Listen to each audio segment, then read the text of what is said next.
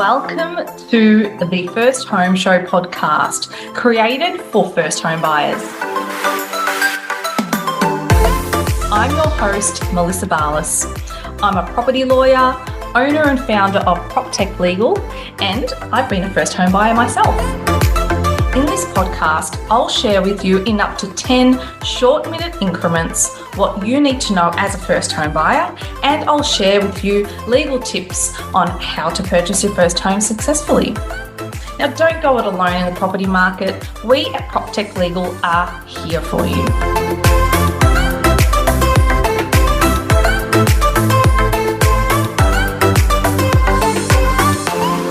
Hello and welcome to the third episode of The First Home Show.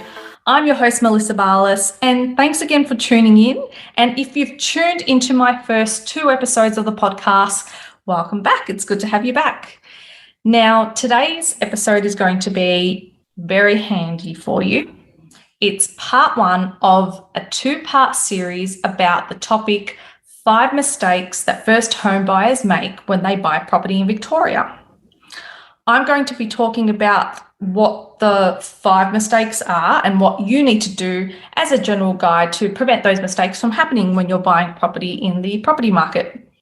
That way, you can be confident and comfortable stepping into the Victorian property market knowing you're doing the right thing.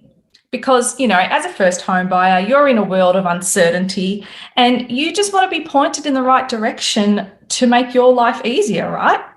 And this episode aims to do just that, to get you out of a place of uncertainty and into a place where you can feel like you're in control and you can understand what you should be doing at all times.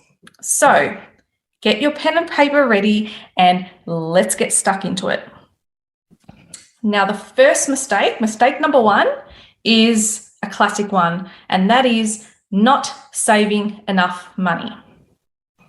As a first home buyer, it's hard to know what you need to be saving for and how much you can actually afford. Realistically, unless someone tells you what you need to save for, how else are you going to know if you can afford to step into the property market at all? So when it comes to buying property, you need to have money saved up for the following 7 types of costs. The first cost is the classic one, the deposit. It's usually in Victoria 10%. In most cases, it's 10%. You can try and bargain down to 5%. I always recommend 10%, which is the usual amount that you'd pay when you buy a property in Victoria. The second type of cost is conveyancing fees. So don't forget about those. A lot of us do as the type of upfront cost that you'd pay. Please ensure you budget for those fees. You should be budgeting around 1.5K to about 2K. That's just by way of the industry average cost that you could be paying for conveyancing. And that includes a buffer just to ensure you have enough. The third type of cost that you should budget for is stamp duty, which is probably the biggest, aside from the actual purchase price, the biggest cost that you'd be paying towards buying a property. Its amount, so the amount that you pay on stamp duty, it depends on the purchase price or the value of the property, your residency status and how you'll use the property. And also if you're a first home buyer, because there are concessions and exemptions out there depending on those sorts of factors. Now, I highly recommend before buying that you use the State Revenue Office online public calculator on their website to work out how much stamp duty, if any, you need to be budgeting for. The fourth type of cost you need to budget for is transfer registration fees. Sometimes we forget about that one. So when a property is transferred to you, you need to pay the Land Titles Office a fee for the transfer. Now, I highly recommend before buying that you visit the Victorian Land Titles Office website and use their online calculator to work out roughly how much transfer registration fees will be based off the purchase price that you're going to be paying for the property or how much you can budget for towards a purchase price. In addition to the transfer registration fee, you'll also need to budget approximately $115 towards mortgage registration fees as well if you're taking out a loan to fund the purchase. So you've got a mortgage registration fee and a transfer registration fee as well that becomes payable at settlement that you need to budget for. And just as a disclaimer, the costs that I'm outlining to you today are based off costs as of 2021 in Victoria, and it's a general guide only. The fifth type of costs you'd be paying for is Property Exchange Australia fees. This is one that probably almost everyone sort of forgets about up front. Property Exchange Australia is also known as PEXA, and it's the online platform that conveyancers and solicitors in Victoria use to settle properties. Now, I recommend you budget no more than around $150 towards this fee. That includes a buffer to ensure you've got enough towards it, and it's current as of 2021. The sixth type of cost that you need to be budgeting for is your rates contribution at settlement, another cost that we forget about up front.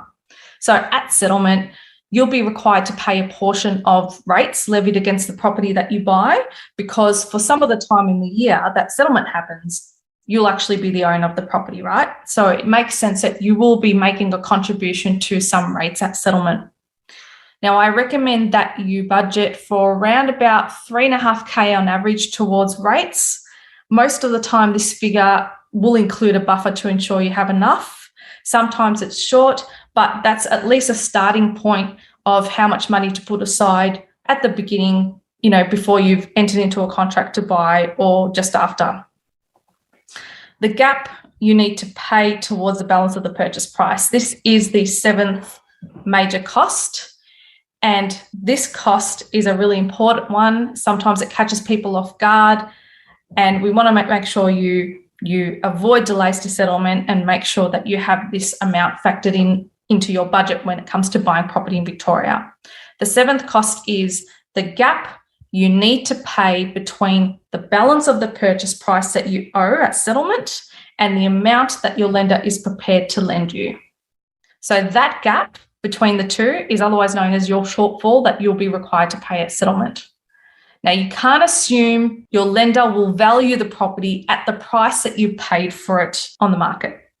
And in most cases, lenders are actually more conservative in their valuation compared to the market price for a property. So I say before you buy, it's absolutely critical that you speak to your mortgage broker just to get a general understanding of what your shortfall cost is expected to be so that you can budget accordingly. So there you have it. 7 things you need to save up to buy for a property in Victoria.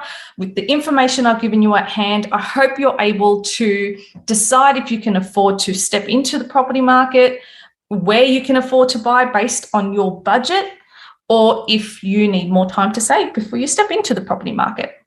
And just as a little disclaimer reminder, the information I've given is general only, and it's not to be construed as legal advice in any way.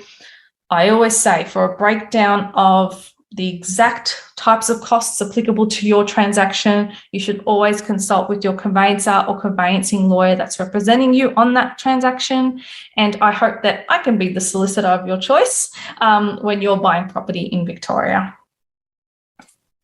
The second mistake that first home buyers make when they buy property in Victoria is relying too heavily on the real estate agent's advice. Let me start by saying that there are very responsible, hardworking real estate agents out there. I know this. I've worked closely with many, and I still continue to have good working relationships with many of them. However, it's important to remind yourself that real estate agents act for the seller and only in the seller's best interests to sell their property at the highest price. They act for the seller because the seller pays their commission from the sale proceeds. So you can imagine my concern when a client tells me that, for example, they've paid a deposit before signing the contract because an agent told them to do so, or that they signed the contract of sale as part of making their offer on a property to buy it because the agent told them to do so. A word of advice: never ever pay the deposit before signing a contract of sale. You're not obliged to hand over any money to anyone if you're not contracted to do so. Always remember that principle.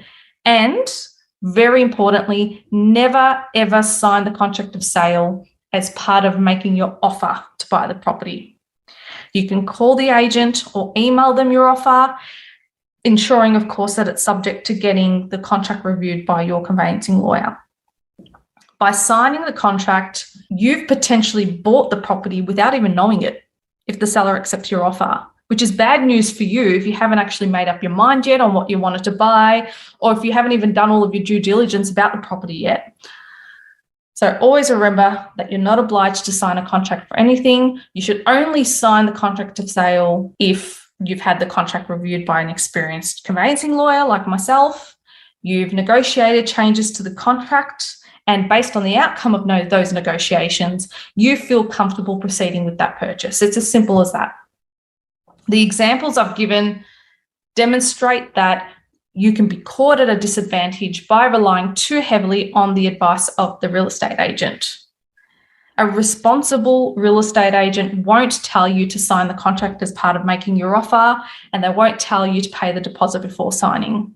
And there's a lot of ethical, responsible real estate agents. Like I said, I work with them. I've worked closely with them, and they are out there. Well, that concludes part 1 of our topic, 5 mistakes first home buyers make in the property market. Please tune in for part 2 of our topic in the next episode of the First Home Show podcast. I'm your host, Melissa Barlas. Thank you again for tuning in, and I'll catch up with you in the next episode. Speak to you then.